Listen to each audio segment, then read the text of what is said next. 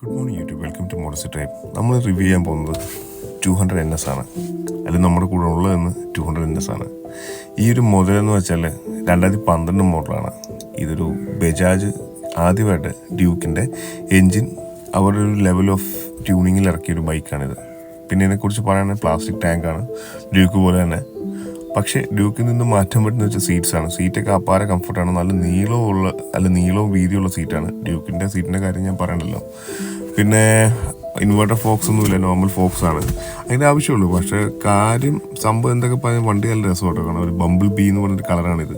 നമ്മൾ ട്രാൻസ്ഫോമേഴ്സിനകത്ത് കാണിക്കുന്ന അതേ മറ്റേ റോബോട്ടിൻ്റെ കളർ ബംബിൾ ബി. എനിക്ക് ഭയങ്കര ഇഷ്ടമായിരുന്നു ഈ കളർ. പിന്നീട് എന്തോ ബജാജ് ഈ പുതിയ ഇറ്ററേഷൻ വന്നപ്പോഴത്തേക്കും NS200 വന്നപ്പോഴത്തേക്ക് ഈ കളറൊക്കെ എടുത്ത് മാറ്റി.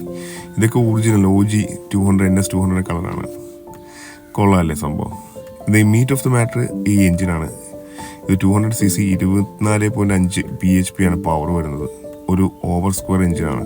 സോ ഈ പിസ്റ്റൺ കുറച്ച് ഡിസ്റ്റൻസ് ട്രാവൽ ചെയ്യത്തുള്ളൂ. സോ ഇതിന് ഭയങ്കരമായിട്ട് പെട്ടെന്ന് സ്പീഡ് കയറും. പക്ഷേ കയറ്റം കയറാനുള്ള കഴിവ് കുറവായിരിക്കും എഞ്ചിന് നോർമലി. പിന്നെ ഇതൊരു ഫ്യൂൽ ഇഞ്ചക്ടർ അല്ല ഡ്യൂക്ക് പോലെ. ഇതൊരു സാധാ കാർബറേറ്റർ ആണ്. പിന്നെ 4 വാൽവ്സ് ഉണ്ട്. പിന്നെ ടെക്നോളജിക്കൽ അഡ്വാൻസ്ഡ് ആണെന്ന് ചോദിച്ചാൽ അതെ, എന്നാലല്ല എന്ന് വെച്ചാൽ. കാരണം ഇതുപോലത്തെ ഒരു അഡ്വാൻസ്ഡ് എഞ്ചിന് ഒരിക്കലും വേറൊരു കമ്പനിയും ഇതുപോലെ കാർബറേറ്റർ കൊടുക്കാൻ തയ്യാറാവത്തില്ല. അവിടെയാണ് ബജാജ് കളിച്ചിരിക്കുന്നത്. അവർ കാർബറേറ്റർ വെച്ചാണ് ഈ ബൈക്ക് ഇറക്കിയിരിക്കുന്നത്. സോ ഇത് 2012 മോഡലാണ്. ഓൾമോസ്റ്റ് 1 lakh കിലോമീറ്റേഴ്സ് കഴിഞ്ഞിട്ടുണ്ട്. എങ്കിലും എനിക്ക് എടുത്ത് പറയേണ്ട കാര്യം എന്ന് വെച്ചാൽ, നേരത്തെ ഒരു ബജാജ് ഉപയോഗിച്ചിട്ടുള്ള യൂസ് എന്നുണ്ടെങ്കിൽ എനിക്ക് 220 ഉണ്ടായിരുന്നു വർഷങ്ങളായാലും.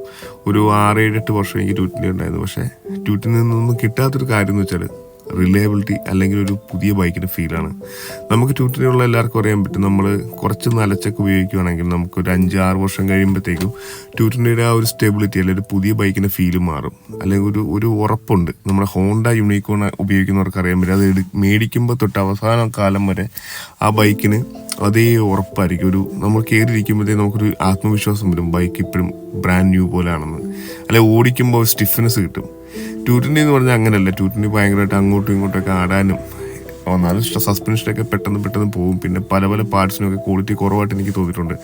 ഇനി എനിക്ക് 2011 മോഡലായിരുന്നു കൊണ്ടാണോ എനിക്കൊന്നും അറിയത്തില്ല, എന്തായാലും ക്വാളിറ്റി കുറവ് പോലെ എനിക്ക് ഫീൽ ചെയ്തിട്ടുണ്ട്. പക്ഷേ ഇത് അങ്ങനെയല്ല കേട്ടോ. ഇത് പെർഫെക്റ്റ് എന്ന് തന്നെ പറയാം. ഒരു ജാപ്പനീസ് മോട്ടോർ സൈക്കിളുമായിട്ട് കമ്പയർ ചെയ്യാൻ പറ്റുന്ന രീതിയിലുള്ള ക്വാളിറ്റി ഫീൽ എനിക്ക് തോന്നുന്നുണ്ട്. നമ്മുടെ ഹോണ്ടയുടെ ബൈക്കൊക്കെ ഇത്രയും വർഷം കഴിഞ്ഞ് ഓടിക്കുമ്പോൾ എങ്ങനെ ഇരിക്കും ആ ഒരു ഫീലാണ്. ഇത്രയ്ക്ക് മിസ്യൂസ് ചെയ്ത്, അല്ലെങ്കിൽ ഇത് വലിയ മെയിൻറ്റെയിൻ ചെയ്ത ബൈക്കൊന്നുമല്ല. നിങ്ങൾക്ക് കണ്ടാൽ മനസ്സിലാവും. ഇതിനകത്ത് ഒരു സാധനമല്ല വർക്ക് ചെയ്യുന്നത്. മീറ്റർ വർക്ക് ചെയ്യത്തില്ല, ഹാൻഡിൽ വേറെയാണ്. പിന്നെ മൊത്തത്തിൽ പൊളിഞ്ഞ പാടുകളുണ്ട്. എന്തൊക്കെ പറഞ്ഞാലും ഇപ്പോഴും ആ ഒരു ഫീല് കിട്ടുന്നുണ്ട്. അതെനിക്ക് പറയാൻ വയ്യ. ബജാജിൽ നിന്നും ഞാൻ ഇത് ഒരിക്കലും പ്രതീക്ഷിച്ചില്ല. പിന്നെ ഇതിനകത്ത് ഏറ്റവും വലിയ ട്വിസ്റ്റ് എന്ന് വെച്ചാൽ, അന്ന് 220ക്കാളും 3000 രൂപയും കൂടെ കൂടുതൽ കൊടുക്കുകയാണെങ്കിൽ, എനിക്കൊന്ന് 3000 രൂപയും കൂടെ കൂടുതൽ കൊടുക്കുകയാണെങ്കിൽ NS എടുക്കാൻ പറ്റുമായിരുന്നു. ലിക്വിഡ് കൂളിംഗ് ഇത്ര സംഭവമുള്ള ബൈക്ക് 3000 രൂപ, എനിക്ക് 3000 ആണോ 6000 ആണെങ്കിൽ ഔട്ട് ഉണ്ട്. എന്തായാലും അത്രയും രൂപ വ്യത്യാസത്തിലാണ് ഈ സംഭവം ഇറങ്ങിയത്. അന്ന് എടുത്തവർക്കൊക്കെ ഇത് മുതലാണ് കേട്ടോ, ഒന്നും പറയേണ്ട കാര്യമില്ല. കാരണം 220ക്കാളും എന്തുകൊണ്ടും ക്വാളിറ്റി വൈസ് ഒരു ബെറ്റർ അപ്ഗ്രേഡ് ആയിരുന്നു 200NS. ബജാജ് അതുപോലെ ക്വാളിറ്റി കൊടുത്തിട്ടുണ്ട്. പിന്നെ ഹാൻഡ്ലിങ്ങിനെ കുറിച്ച് പറയുകയാണെങ്കിൽ ഹാൻഡ്ലിങ് ന്യൂട്രലാണ്. നമ്മുടെ ഡ്യൂക്ക് 200നെക്കാളും സൂപ്പർ ഹാൻഡ്ലിംഗ് ആയിട്ട് എനിക്ക് ഇതാണ് തോന്നുന്നത്. കാരണം വെച്ചാൽ ഇവരുടെ ബജാജിൻ്റെ പെരിമീറ്റർ ഫ്രെയിം ഒരു രക്ഷയില്ല, സൂപ്പറാണ്. സ്റ്റിഫാണൊരു സ്റ്റിഫും പിന്നെ ലൈറ്റ് ആവേണ്ടത് ലൈറ്റും. നമുക്ക് എങ്ങനെ വേണമെങ്കിൽ എടുത്ത് മറിക്കാം. ആകെപ്പാടെ ഈ ബൈക്കിനകത്തുള്ള പ്രശ്നം എന്ന് വെച്ചാൽ എന്നുള്ള എല്ലാ മോട്ടോമോട്ടീവ് മാഗസീൻസും പറഞ്ഞിരുന്ന ഒറ്റ കംപ്ലൈൻറ്റ് ഉള്ളായിരുന്നു ഈ ബൈക്കിന്. അത് യൂറോ ഗ്രിപ്പിൻ്റെ ഒരു പാട്ട ടയറാണ് ഇട്ടുകൊണ്ടിരുന്നത്. കാരണം വെച്ചാൽ ഇത് മഴയത്ത് വെറ്റ് ഗ്രിപ്പും കിട്ടത്തില്ല, നല്ലൊരു ഹാൻഡ്ലിംഗ് ഇൻസ്പയറിങ്ങും ഇല്ലായിരുന്നു. ഇതിനകത്ത് ഇപ്പോൾ കിടക്കുന്ന റോഡ് ഫൈവാണ് മിഷ്ലിൻ്റെ. ഒരു രക്ഷയില്ലാത്ത ഹാൻഡ്ലിംഗ് ആട്ടോ, ഒരു രക്ഷയില്ലാത്ത ഹാൻഡ്ലിംഗ് ആണ്. എങ്ങനെയാണ് ബജാജ് ഇത്ര നല്ലൊരു വേൾഡ് ക്ലാസ് പ്രോഡക്റ്റ്? ഞാൻ എഞ്ചിൻ്റെ കാര്യം പറയാം, എഞ്ചിൻ KTM ഡെറിവേറ്റീവ് ആണെന്ന് പറയാം. പക്ഷേ ഈ ചാസിയും അവന്മാർ ഉണ്ടാക്കാണ്ട് കുറേ മെനക്കെട്ടിട്ടുണ്ട്. എനിക്ക് കുറച്ച് നമുക്കെല്ലാം ടോട്ടലി വലിയൊരു വിലയില്ലാത്തൊരു ബൈക്കായിരുന്നു 200NS. കാരണം നമുക്ക് എപ്പോഴും കണ്ട് മടുത്തൊരു മോഡലാണ്. പക്ഷേ ഇത്രയും വർഷം കഴിഞ്ഞിട്ട് ഓടിച്ചിട്ടും എനിക്ക് ആ ഒരു ഫീല്, ഇതിൻ്റെ ഓടിക്കുമ്പോഴുള്ള ഫീല് എനിക്ക് എടുത്ത് പറയേണ്ടതായിട്ടുണ്ട് കേട്ടോ.